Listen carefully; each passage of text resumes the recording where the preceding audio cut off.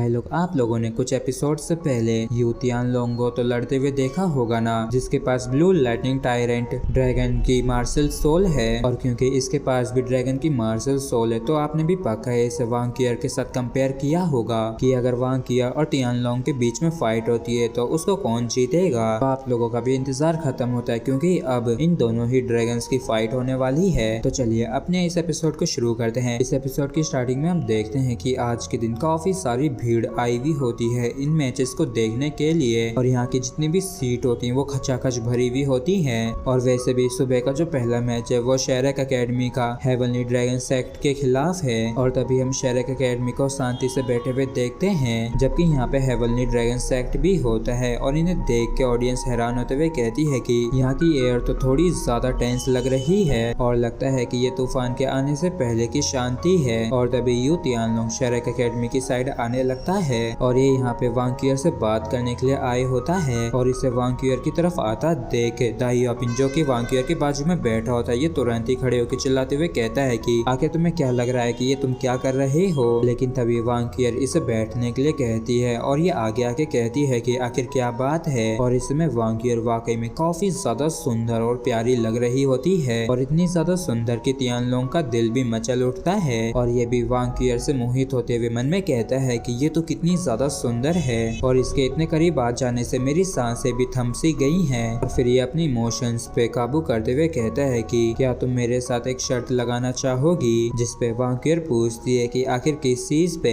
जिसपे तियानलोंग बताता है कि इस पहले इंडिविजुअल एलिमिनेशन बैटल के अंदर मैं चाहता हूँ कि मेरा तुम्हारे साथ एक शोडाउन हो, और अगर मैं हार जाता हूँ तो मैं तुम्हारी शेरक एकेडमी को ज्वाइन करूंगा, लेकिन अगर तुम हार जाती हो तो तुम्हें पक्का हमारे हेवनली ड्रैगन सेक्ट को ज्वाइन करना होगा। तो क्या तुम मेरे साथ शर्त लगाना चाहोगी। और इसकी इस बात को सुन के वांग कियर मुस्कुराते हुए कहती है कि हमारी शेरक एकेडमी निकम्मों को एक्सेप्ट नहीं करती है। और इस बात को सुन के तियानलोंग का मुंह उतर जाता है, जबकि जो इसके साथी होते हैं वो गुस्से से भड़कते हुए कहते हैं कि आखिर ये तुमने अभी क्या कहा। जिसपे तियानलोंग अपने साथियों को शांत करवाते हुए कहता है कि क्या तुम डर गई। और इसकी इस बात को सुन के वांग कियर इसे पूरी तरीके से इग्नोर कर देती है, जिस वजह से इस बंदे को काफी तगड़ा वाला झटका लगता है। लेकिन तभी ली जुआन आगे आके कहती है कि यू तियानलोंग शेरक एकेडमी एक ओपन एकेडमी है, जबकि तुम्हारा जो हेवनली ड्रैगन सेक्ट है वो एक सेक्ट है। तो इसके तुम्हारे सेक्ट को ज्वाइन करने में और तुम्हारे एकेडमी को ज्वाइन करने में काफी बड़ा अंतर है। और क्या तुम्हें ये लगता है कि ये तुम दोनों के लिए ही फेयर होगा।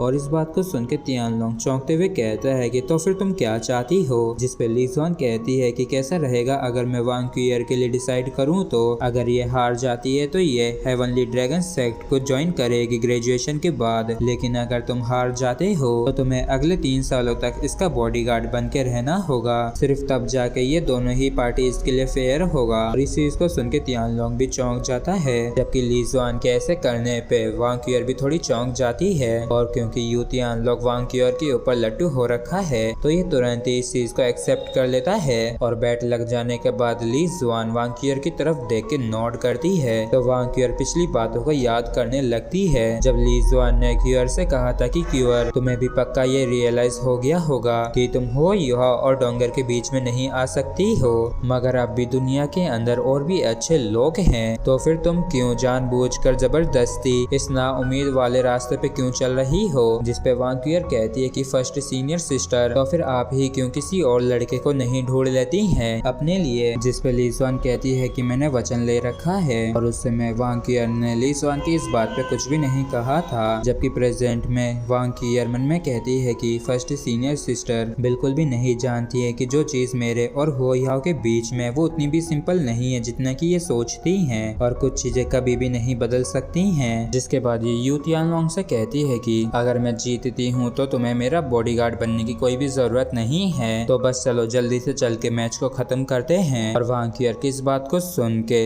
यू तियानलोंग ब्लश मारने लगता है और ये कहता है कि हाँ बिल्कुल, और जैसा कि तुमने कहा चलो चल के डिसाइड करते हैं कि कौन विजेता है। और अगर तुम जीत जाती हो तो हमारी टीम हार मान लेगी और एक मर्द कुछ भी कर सकता है, और फिर किसी का बॉडीगार्ड बनना कोई बड़ी बात नहीं है। हालांकि अगर तुम हार जाती हो तो तुम्हें पक्का हेवनली ड्रैगन सेक्ट को ज्वाइन करना होगा। जिसपे वांग कियर इससे कुछ भी नहीं कहती है। और तभी रेफरी अनाउंस करता है कि पहला जो सेमीफाइनल है वो शेरक एकेडमी का हेवनली ड्रैगन सेक्ट के साथ है, तो प्लीज दोनों ही मेंबर्स एरिना के अंदर एंटर सरेंडर कीजिए। और एक एग्रीमेंट के बाद दोनों ही टीम्स सहमत हो गई हैं, सिर्फ 1-on-1 मैच के अंदर विनर को डिसाइड करने के लिए। मतलब कि जो भी इस 1-on-1 बैटल को जीतेगा वही टीम विजेता होगी। और शेरेक एकेडमी की रिप्रेजेंटेटिव कैप्टन वांग क्यूअर है, जबकि दूसरी तरफ हेवनली ड्रैगन सेक्ट के रिप्रेजेंटेटिव कैप्टन यू तियान लोंग हैं। और जब ऑडियंस 1-on-1 बैटल का सुनते हैं तो ये लोग हैरान होते हुए कहते हैं कि क्या 1-on-1 बैटल, क्या ये बच्चों का खेल है? वैसे भी सेमीफाइनल्स तक पहुंचना काफी ज्यादा मुश्किल होता है, तो फिर ये बैटल 1-on-1 के अंदर क्यों बदल गई? जिसपे दूसरा कहता है कि हाँ बिल्कुल ये काफी ज्यादा बेतुका है। जिसपे दूसरा बंदा कहता है कि हालांकि इस बात में दम तो है, क्योंकि इससे बैटल जो होगी वो और भी ज्यादा इंटेंस हो जाएगी, क्योंकि सिर्फ इसी तरीके से वांग कियर और यू तियान लोंग एक दूसरे से अपनी सबसे बेस्ट कंडीशन में लड़ सकेंगे। और जो कोई भी इस मैच को जीतेगा वही इस सीजन का सबसे ताकतवर ड्रैगन सोल मास्टर होगा। और तभी ऑडियंस चिल्लाते हुए कहती है कि वांग कियर तुम्हें जीतना ही होगा। और फिर ऑडियंस काफी जोरों शोरों से वांग कियर के नारे लगाते हुए कहती है कि वांग कियर तुम्हें हर हालत में जीतना ही होगा, गोल्डन ड्रैगन गर्ल तुम्हें हम सभी के लिए जीतना होगा। और वाकई में पूरा स्टेडियम वांग कियर के नारों से गूंज उठता है, जबकि इस तरफ वांग कियर भी काफी आश्चर्य के साथ सभी को देख रही होती है। जबकि इस तरफ वो यह खुश होते हुए मन में कहता है कि वांग कियर ने बिल्कुल भी एक्सपेक्ट नहीं किया होगा कि इसकी जो पोजीशन है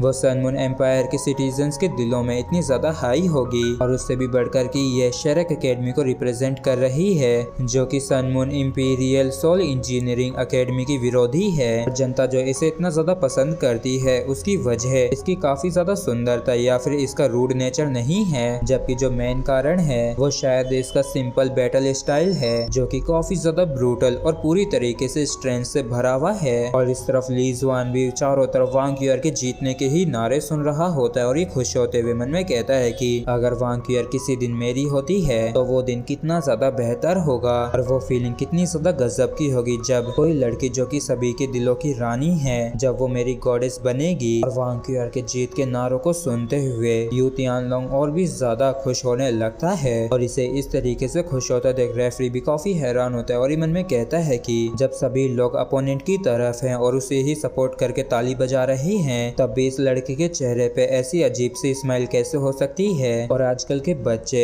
मेरी समझ से बाहर होते जा रहे हैं। और तभी रेफरी कहता है कि दोनों ही साइड्स तैयार हो जाओ। और इस बात को सुनते ही यू तियान लोंग और वांग कियर ये दोनों ही सीरियस हो जाते हैं। और जैसे ही रेफरी बैटल को शुरू करता है तो वांग कियर काफी ज्यादा खतरनाक तरीके से अपनी सोल पावर को रिलीज करने लगती है। और हम देखते हैं कि वांग कियर के जो हेयर्स हैं वो एकदम गोल्डन कलर के हो गए हैं, बिल्कुल याओ याओ की तरह। और तो और हम वांग कियर की पूरी बॉडी के ऊपर ड्रैगन स्केल्स को आते हुए देखते हैं, जिसकी वजह से इसके अंदर से काफी ज्यादा खतरनाक तरीके से पावर रिलीज होने लगती है। और इस चीज को देख के जो ऑडियंस होती है वो दंग रह जाती है। और वांग कियर को ऐसा करता देख डोंगर कहती है कि आज की ईयर थोड़ी सी अजीब लग रही है, क्योंकि आज जो इसकी बैटल स्पिरिट है वो काफी ज्यादा स्ट्रॉन्ग है। जिसपे हो याओ कहता है कि ऐसा देखता है कि ये काफी ज्यादा स्ट्रॉन्ग हो गई है। और तभी हम यू तियान लोंग के साइड का सीन देखते हैं जहाँ पे ये भी अपनी सारी सोल रिंग्स को रिलीज कर देता है। और तो और इसकी भी बॉडी के ऊपर ड्रैगन स्केल आ गए होते हैं और हम इसकी बॉडी के आसपास लाइटनिंग को भी देख पा रहे होते हैं। और तभी यू तियान लोंग अपनी पावर को इस्तेमाल करके